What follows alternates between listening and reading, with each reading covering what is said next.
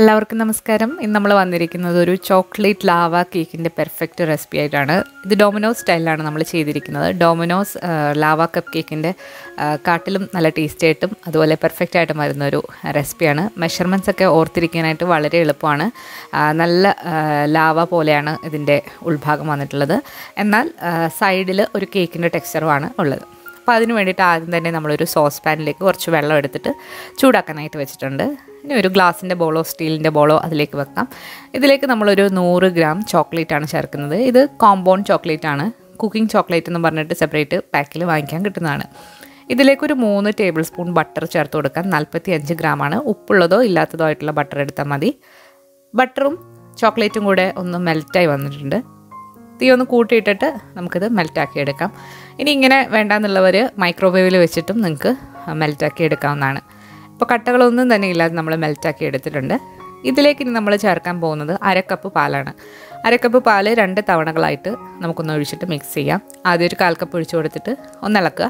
അതിനുശേഷം വീണ്ടും 1/4 കപ്പും കൂടെ ചേർത്തിട്ട് നന്നായിട്ട് മിക്സാക്കി എടുക്കുക. തീ ഇപ്പോഴും ഓണാണ്.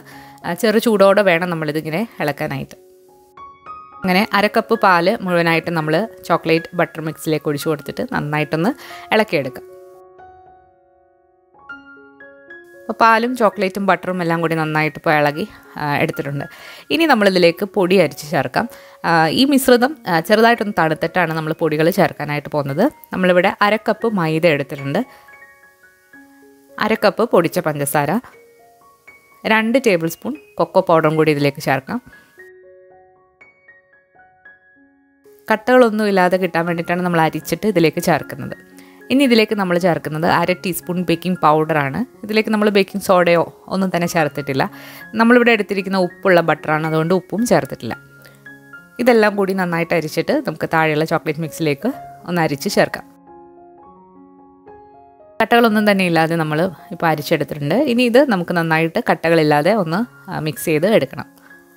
ഒരു വിസ്കോ അല്ലാന്നുണ്ടെങ്കിൽ സ്പാറ്റിൽ വെച്ചിട്ട് നന്നായിട്ടൊന്ന് കട്ടകളില്ലാതെ മിക്സ് ചെയ്ത് എടുക്കാം. അപ്പോൾ നമ്മുടെ ചോക്ലേറ്റ് മിക്സ് ചെറിയ ചൂടിലാണുള്ളത്. ഒരുപാട് അങ്ങ് തണുത്തിട്ട് ചെയ്യാൻ നിൽക്കേണ്ട. തണുക്കുമ്പോഴത്തേക്ക് ചോക്ലേറ്റ് ഒന്നുകൂടെ കട്ടിയാവും. ചെറു ചൂടോടെ തന്നെ വേണം മൈദ ഇതിലേക്ക് ചേർക്കാനായിട്ട്. അപ്പോൾ കട്ടകളൊന്നും ഇല്ലാതെ നമ്മൾ ബാറ്റർ ഇവിടെ റെഡി ആയിട്ടുണ്ട്. അപ്പോൾ ഇനി ഇത് നമുക്ക് കപ്പിലൊഴിച്ചിട്ട് ബേക്ക് ചെയ്യാം. കപ്പില്ലാന്നുണ്ടെങ്കിൽ നിങ്ങൾക്ക് ഒരു കേക്കിൻ്റെ ടിന്നിലേക്ക് ഒഴിച്ചു കൊടുത്താലും മതി. അല്ലാതെങ്കിൽ സാധാരണ നമ്മൾ ചായ കുടിക്കുന്ന സെറാമിക്കിൻ്റെ കപ്പ് എടുത്താലും മതി. നമ്മളിവിടെ അലുമിനിയത്തിൻ്റെ ചെറിയ കപ്പുകളാണ് എടുത്തിരിക്കുന്നത്. അതിലേക്ക് ഈക്വലായിട്ട് ബാറ്റർ ഒഴിച്ചു കൊടുക്കുക. ഇത് നിങ്ങൾക്ക് അവനിലോ അല്ലാതെ നിങ്ങൾക്ക് ബേക്ക് ചെയ്തെടുക്കാവുന്നതാണ്. പ്രഷർ കുക്കറിലോ സോസ് പാനിലോ എന്ത് വേണമെങ്കിലും നിങ്ങൾക്ക് ബേക്ക് ചെയ്ത് എടുക്കാം.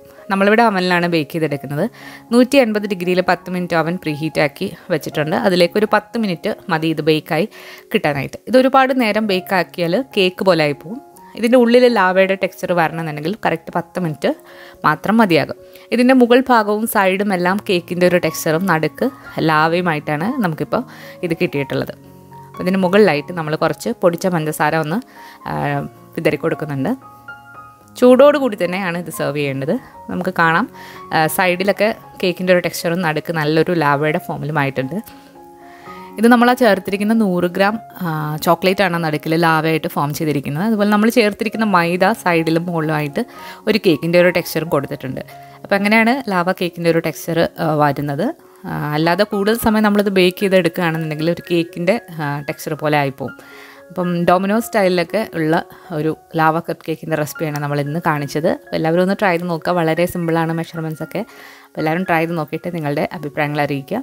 പുതിയൊരു റെസിപ്പി വീഡിയോ ആയിട്ട് നമുക്ക് വീണ്ടും കാണാം. താങ്ക്